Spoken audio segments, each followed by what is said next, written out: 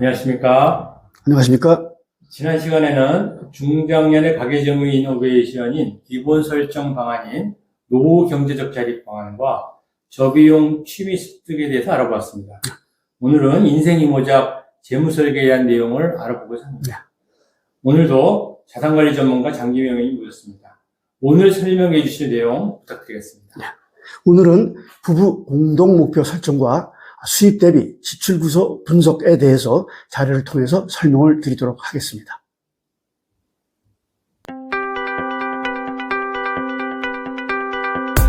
오늘은 인생 이모작 설계 중 첫 번째, 어떻게 부부가 공동 목표인 재산 내역을 공유해야 할지 알아보도록 하겠습니다. 재산 내역은 매년 그 증감 내역을 엑셀을 사용해서 관리하는 것이 중요합니다. 자신이 갖고 있는 부동산과 동산 관련 자산 정보표를 작성해 보시기 바랍니다. 작성 요령은 퇴직부터 은퇴 시기까지 재산 내역을 상세히 적어보고 향후 자녀들 결혼에 따른 재산 증감 내역도 예측해 보는 것입니다. 다음과 같은 표는 가로줄에 주택, 상가, 토지와 같은 부동산과 퇴직금, 예금, 주식, 연금, 그리고 대출금과 같은 부채 내역을 기입합니다. 세로줄에는 퇴직부터 은퇴 시기까지 나이를 정해 재산정보표를 만들어 보는 것입니다. 여러분들의 이해를 돕기 위해서 제 경우를 보면서 설명을 드리도록 하겠습니다. 아래 자산정보표는 제가 58세였던 2012년에 작성을 한 것입니다. 표를 보면서 설명을 들어주시기 바랍니다. 제 경우 56세 퇴직 당시 9억 원의 주택과 2억 원의 임야를 합해 11억 원의 부동산이 있었습니다. 그리고 퇴직금으로 받았던 3억 5천만 원과 1억 원의 주식, 기타 5천만 원의 대출이 있었습니다. 따라서 퇴직 당시 제가 가지고 있던 총 자산은 15억 원이었습니다. 표를 작성했던 58세에는 살고 있던 주택이 실제로 1억 원이 떨어졌습니다. 이때 임야를 2억 원에 정리하고 퇴직금 3억 5천만 원 중 2억 원을 찾아서 총 4억 원을 즉시 연금에 가입을 했습니다. 그리고 주식 5천만 원도 정리해서 대출금을 모두 갚았습니다. 당시 4억 원을 즉시 연금에 가입했던 이유는 연금 지급 이율이 연 5.5%였고 연금 가입 후 10년간 최저 보증 이율을 3% 보장해 준다는 조건이었기 때문에 큰 망설임이 없이 연금에 가입할 수 있었죠.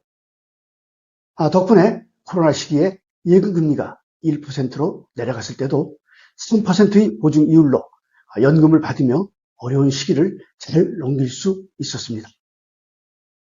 5년 뒤에 63세가 되면 이때도 집값이 1억 원쯤 더 떨어질 것으로 예측을 했습니다.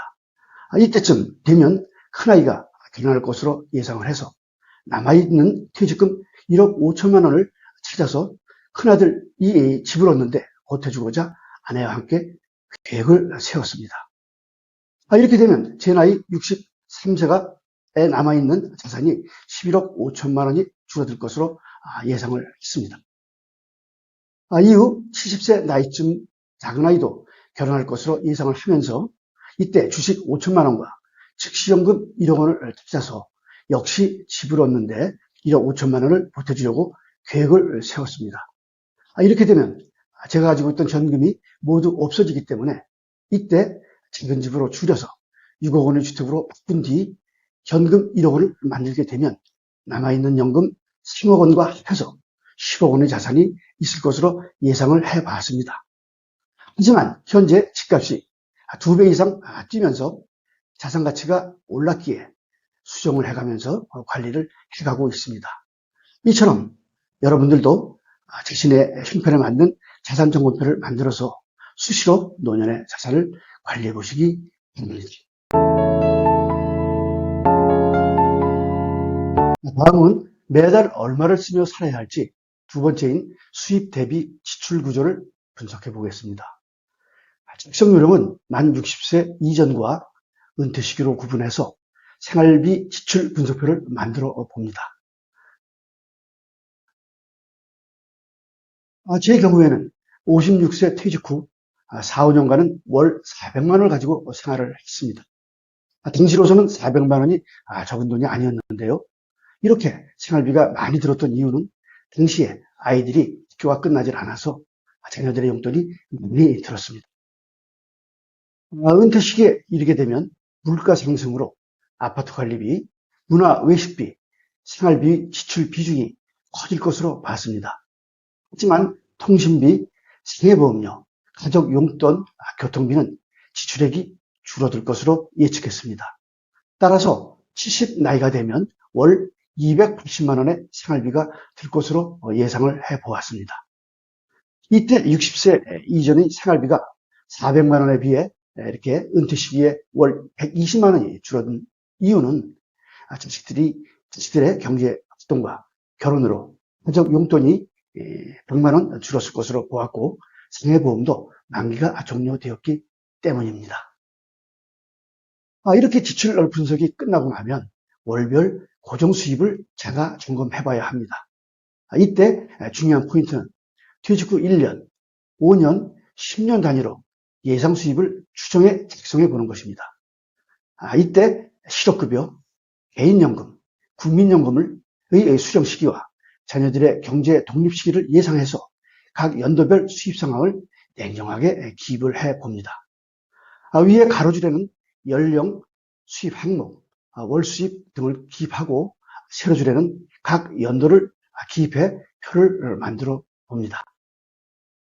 제 경우에는 퇴직 직전에 월 600만 원의 생활비가 들었습니다.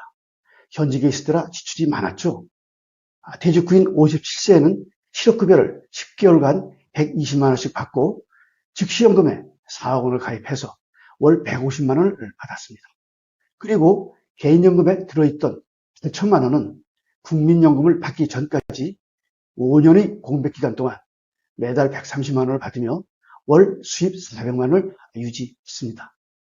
당시 57세에는 두 아이가 모두 대학생이었기에 생활비가 많이 들었습니다. 5년 뒤인 62세에는 국민연금을 130만 원 받을 것으로 봤습니다. 즉시연금은 지급 이율이 떨어질 것으로 예측해서 120만 원으로 계상을 했고 경제활동을 하게 될 자식들에게도 각 50만 원씩 생활비 100만 원을 받고자 계획을 했습니다. 또한 제가 프리랜서로 활동하면 50만 원을 보탤 것 같아서 이때가 되면 62세가 돼도 400만 원의 월 수입이 가능할 것으로 예상해 보았습니다. 참고로 저는 56세 퇴직 후에도 62세까지 6년간 계속해서 국민연금을 월 13만 원씩 납입을 했습니다.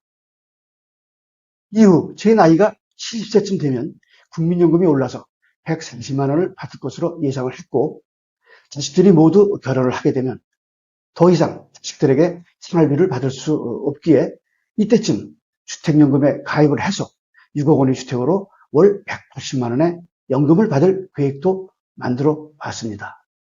이렇게 되면 1억 원을 감액한 즉시연금을 월 80만 원을 받게 되더라도 월 수입 400만 원이 가능할 것으로 예상했기 때문에 안정적인 노후 설계가 가능해 보였습니다. 오늘은 자료를 통해서 인생이모작 재무설계 내용 중 부부 공동목표 설정과 수입 대비 지출 구조 분석에 대해서 알아봤습니다. 오늘 말씀 감사드리고 다음 시간에 좀 더 알아보도록 하겠습니다. 감사합니다. 감사합니다.